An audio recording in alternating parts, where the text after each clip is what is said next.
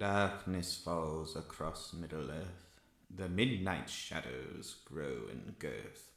Goblins crawl in search of blood to terrorize y'all's neighborhood. And whosoever shall be found without the soul for getting down must stand and face the wargs of hell and rot inside a corpse's shell. The fell beasts squeal in sheer delight. It's you they spy, so plump, so right. For although the groove is hard to beat, it's still you stand with frozen feet. You try to run, you try to scream, but no more sun you'll ever see. For evil reached out from Mordor to crush you in its icy core. The foulest stench is in the air, the funk of 40,000 years, and barrow wights from every tomb are closing in to seal your doom. And though you fight to stay alive, your body starts to shiver, for no mere mortal can resist the evil of the thriller. Ha ha ha! Ha ha ha ha ha ha ha ha ha ha! Welcome back to The Source of the Rings, where we look at the signs, codings, and real-life inspirations behind characters in the works of J.R.R. Tolkien. Just in time for October, and specifically Halloween, which in some places is regarded as a scary holiday, we're going to talk about one of the scariest characters in Lord of the Rings, at least if we go by the cinematic version, Galadriel. Though certainly not a main character in terms of lines and mentions, which is sadly unsurprising given the intense masculine centering of the narrative, Galadriel is one of the central figures of Tolkien's legendarium, featuring in the important events of Arda from the Years of the Trees all the way to the end of the Third Age. Few characters are more connected, more influential, and more enduring than her. If you're only a fan of the Jackson trilogy, you probably know her as the ethereal leader of Lothlorien, and the wise guide to Elrond. If we look to the text, though, there's a lot more to see. As the fourth child of Finarfin and Eowyn, and with ancestry from all three main houses of elves, Galadriel was born to be a royal, specifically a Noldo one, but was not the princess type. While her father name was Artenis, which means noblewoman, her mother name was Nerwin, which meant man-maiden. Ambitious and adventurous, as well as atypically tall and strong, she did not conform to gender norms, especially in her youth. I don't think we're ever told how she feels about this name, but this is weirdly passive-aggressive of her mom. Anyways, she tied her hair up for ease of performing athletic feats, and is even described of as an Amazon disposition. While she made no oath to Feanor, she happily went with him and his accompaniment, wanting to explore Middle-earth and rule her own land. But while she was willing to leave Valinor and defy the Valar, she drew the line and refused to attack her mother's kin at Alqualonde. Separated from the Feanorians, she and her brothers crossed the frozen desert of the Helcarax. Despite what sounds like the start of a young adult novel, and with what I'm sure were mispronunciations hopefully out of the way, we are told she played a relatively little role in the War of the Jewels and the War of Wrath. Her and her brothers went to Doriath, the realm of the Sinda King Elu-Thingol. While I don't want to spoil my Silmarillion season and inevitable episode on the royal family of Doriath, suffice to say you may remember that the Sindar are part of the Umanyar, along with the Nandor, and never made the journey to Valinor. I provided a link if you wish to refresh yourself. It was in Doriath she met Celeborn, with whom she fell in love and eventually married. It was Celeborn who gave her the name Galadriel. The two lived in Doriath for a time, and underground in Nargothrond for another. On a side note, technically they were second cousins, which is weird, but I guess since they're some of the earliest elves, it's a little bit like early humans who were likely inbred.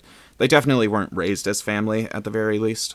Anyways, by the time Morgoth was defeated and the Noldor were permitted to return to Valinor, Galadriel decided to stay in Middle-earth with her husband. For this reason, she was not permitted to return to Valinor until after the War of the Ring. Throughout the Second Age, they lived in various places. Arlindon, where Celeborn ruled over his fellow native Sindar, Lake Nenuiel in Eriador, where they both ruled accompanying Noldor and the native Umanyar, Eregion, where they lived under Celebrimbor, the Noldo crafter of the Rings of Power, Imladris, which you would likely better know as Rivendell, and what would eventually be known as Lothlorien, under the Sinda King Amdir, among the Nandor.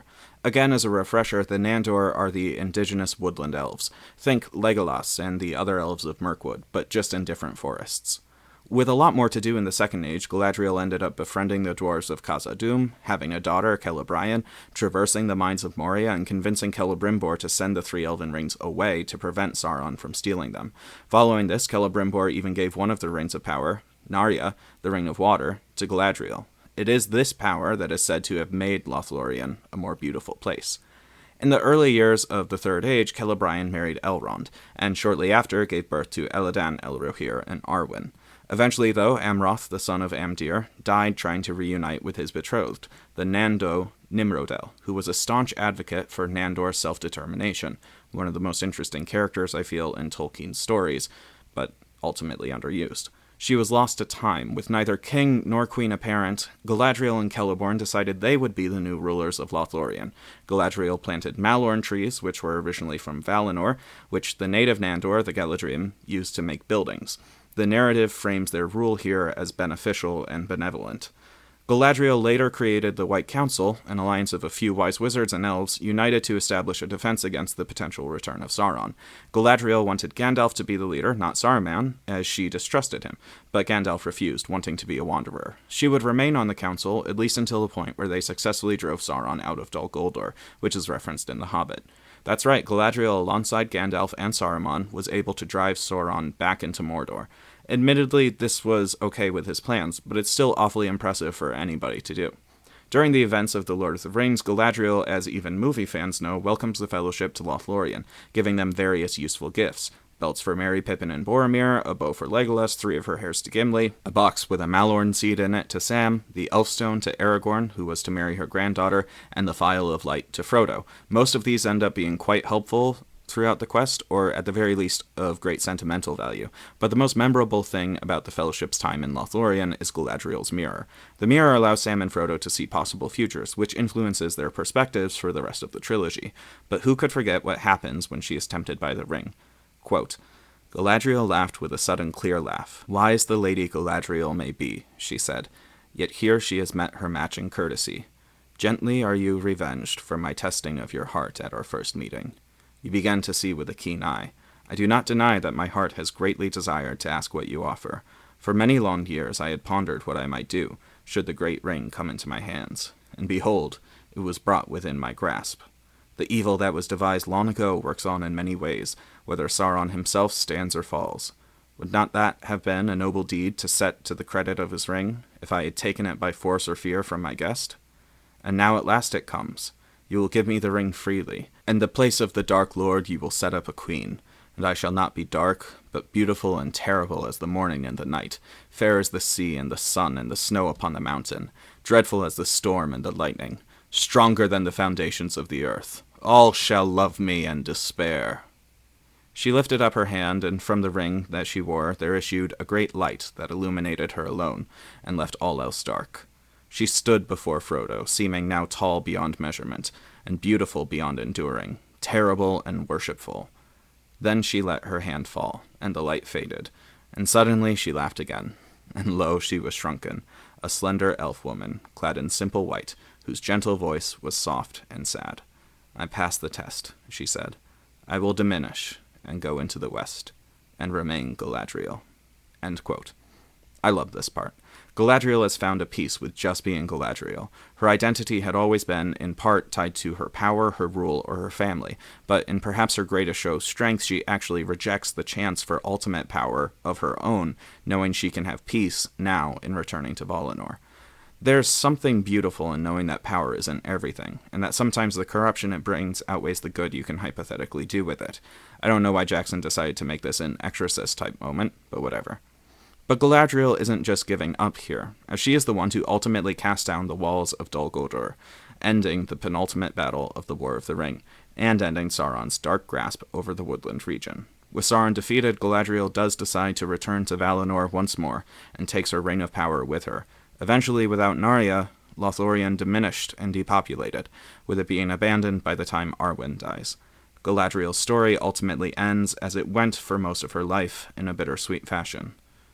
So, with the obligate recap finished, is Galadriel coded as any real-world identity? Well, as I think would be pretty obvious, Galadriel is a colonizer, indisputably. From Valinor, she travels to Middle-earth, originally with a decent motivation, and begins by living under the indigenous rule of Thingol and Doriath.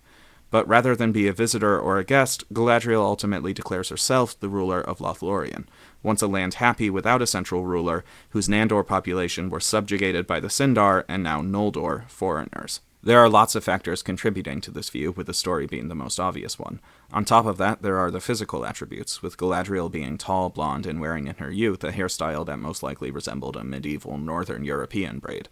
She also, more so than even the other elves, who all in some ways do, resembles Norse mythological elves. The image of a blonde female ruler of a subjugated indigenous population further brings to mind similar figures from folklore and literature.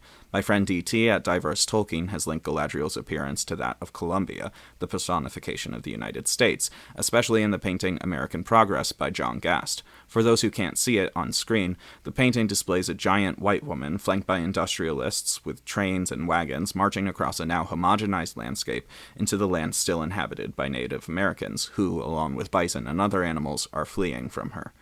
Writer William H. Stoddard noticed the similarities between Galadriel and Asha, the main character in H. Rider Haggard's She, a sequel to King Solomon's Mines.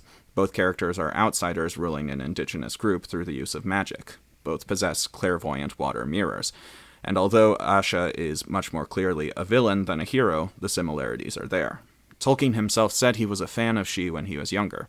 I myself noticed the resemblance between Galadriel and Britannia, the personification of Britain used in British propaganda, as well as with La from Burroughs' Tarzan series. Admittedly, Tolkien said he hated the Tarzan series, but that doesn't mean he wasn't influenced by the series.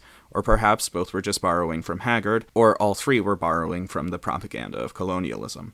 Still, whether the fictional white women are portrayed as the rulers of Africans, Asians, Americans, or other Europeans, there is no doubt that Galadriel's unchallenged rule of the native Galadrim is reminiscent of this white queen stock character. The sad thing is that Tolkien seems to view this as right or natural, as this is repeatedly implied throughout the narrative. Galadriel comes across the sea, and with her fancy Noldor technology and invasive species, becomes the leader of an indigenous people that were quite content without a ruler. I've talked before about how I see Wood Elves as coded as Native American, but regardless of how you see them, they are clearly coded as indigenous, and the Noldor, and the Eastern Sindar, are colonizers from either across the sea or just from further west in Middle-earth. In Tolkien's view, at least as he writes it, it seems like we should be glad these colonizers exist. After all, if it weren't for them, we wouldn't be living in taller buildings. The Sylvan Elves are repeatedly described in infantilizing terms, but we don't actually see anything about them that indicates a lack of competence or happiness. They survive for centuries without outside rule and have no difficulty supporting themselves. For Galadriel, or Oropher, or Amdur, or Celeborn for that matter, to enter a region and declare themselves the rulers without opposition paints an incredibly romanticized view of colonialism. Probably, if you asked Tolkien, he would say it's wrong to march into a location, kill the natives, enslave the survivors, and declare yourself master. We see this with how the narrative correctly condemns those that colonize the Druidane Forest, the region of Umbar, and attempt to colonize the Shire. However, if the colonization is non-violent and the colonizers introduce new technology and political systems and belief systems, then seemingly Tolkien doesn't mind. In the real world, colonialism is inherently violent, as it deals with the assertion of one way of life over another, and technology and lifestyle are hardly excuses for the cultural erasure and demographic subjugation colonialism entails. Interestingly, though, whether intentionally or not, while most of Tolkien's writing of Galadriel frames her in a positive light, there is one element which actually does critique her and her husband's rule. When she departs from Lothlorien, it withers. Without her unnatural meddling, the forests are worse off than they were before she arrived, to the point where the indigenous people are no longer able to survive there. As sad as it is a possible critique from Tolkien of so-called benevolent colonialism, as the introduction of an enforced lifestyle is shown to be, putting it nicely, unsustainable, and putting it honestly, cruel.